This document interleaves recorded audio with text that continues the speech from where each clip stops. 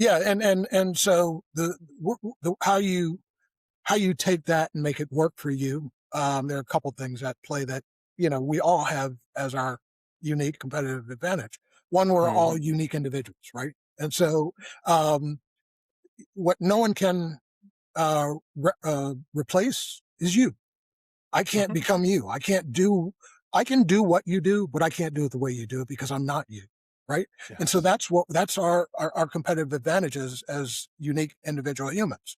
Right. You have a way of doing anything that you do that can't be replicated. Right. Yep. And so that's an advantage. Um, and so what you don't want to do is you don't want to fall into analysis paralysis where you're Mhm. okay. I need this to be perfect. It's never going to be perfect. So come up with a good idea, launch.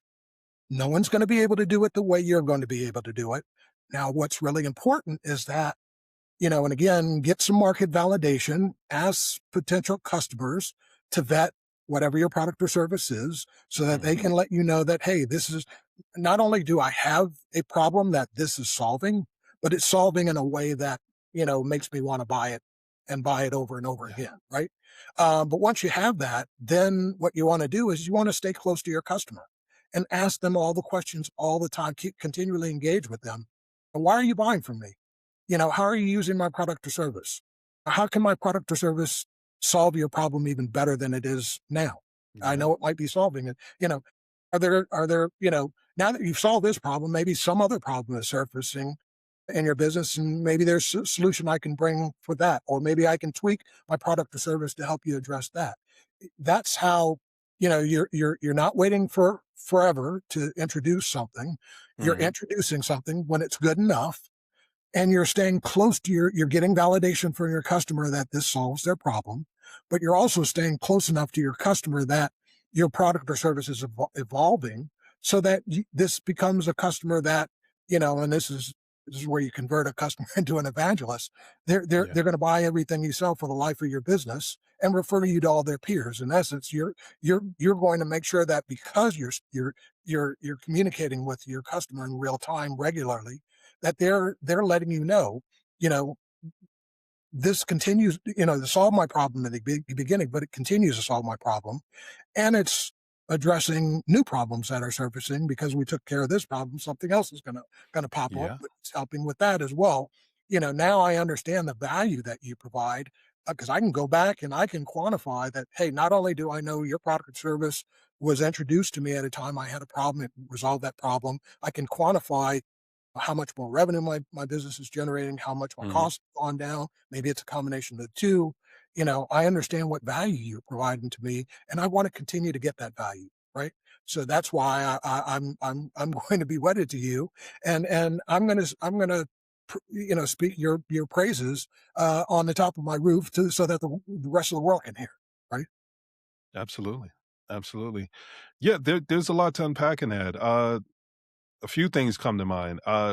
Yes, I am 100%. As much as I say there's competition, Mhm. in my mind, there's also no competition Yeah. because I'm so ingrained in knowing what I do and understanding people can read what's like two people can read a sentence and get something else from it. Yeah. Like my experiences are teaching me how to be able to explain things in a certain way. Right. Someone else may be able to explain something in a way that one person goes, you know what? The way they explained it made sense to me. Yeah. I'm not your guy. Like, Yeah. I'm not you're not my ideal customer, and I'm not your ideal person to be able to solve that problem for you. Yeah. But for the people that you can explain things to, or you can solve the problem in a way that allows them to be able to get the most from it, the value that they need, those are your people. So when Yeah. we look at things like who's your ideal customer, it's Mhm. who can you solve the problem for Yeah. that gets it in a way that you explain it. And if you're working very, really hard to be able to explain something or to be able to solve the problem, then yes, you could take their money, but it could also mean that you're spending more time trying to solve that problem for one person. And you could probably find someone else that you could have done two or three different people that understood what you would like, understood it the way that you were explaining it. Yeah. So Yeah. it's that early stage where you can't say no to everyone, Right. where you have to say yes to everyone. Yeah. That's when you get to the point where what is it, around like 30 to 50K, you Mhm. start to get into that range where you start to say, okay, well, now that I've been able to validate my business idea, Yeah. Now it's time for me to start to validate who my ideal customer is. Who can I help where even on my worst day, it's their best day? And when you can Yeah, start to identify things like that, that's when you can find your ideal customer. The other thing and that I would say is it's passion versus purpose. When you start talking about staying close to a customer, sometimes people will say, "Well, I'm really passionate about this. This is something I really want to be able to do." right. And sometimes the use case that you want to bring to market isn't the use case that they want you to bring to market. Yeah, Like they yeah, may have found another use case that says, "Well, if you could solve this problem for me this way, oh, I would definitely pay you." yeah, But yeah, because we're so hung up on the fact that we're passionate about doing it another way, right, then we're lengthening the sales cycle. We're right. lengthening how long it takes for someone to be able to go, "Yes, I wanna be able to invest in it." Yeah, yeah, And if we can solve the problem the way that someone wants us to solve the problem, yeah, very much what you said, that creates the brand champion. And yeah, then again, going back to I'm gonna contradict myself, but in a good way. When I said you can either tell your story or you can have somebody else tell your story, yeah, the reality is, and this is one of the things I try to explain to people is, um, there are gonna be people talking about you in rooms that you're not in.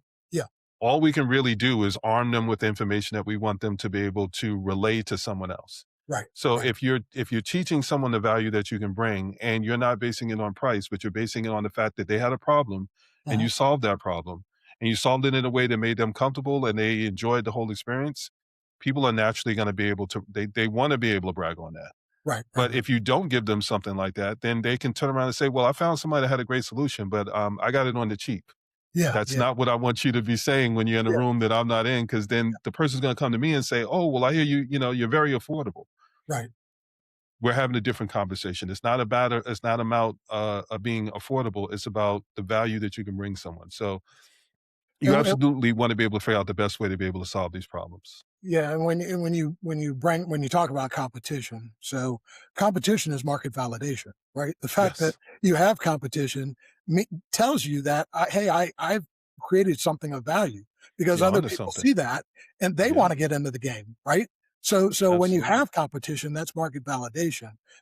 Where and this is where you get into when you ask the entrepreneur the question, do you have competition? No, I don't. Part of that is the fear of competition, right? I Yes. actually don't want competition because Yes. I don't know whether I can beat them, right? Yes. Not understanding that the presence of competition is validation of your idea, which is a good thing, you know. So you need Absolutely. to embrace that versus run away from it, you know.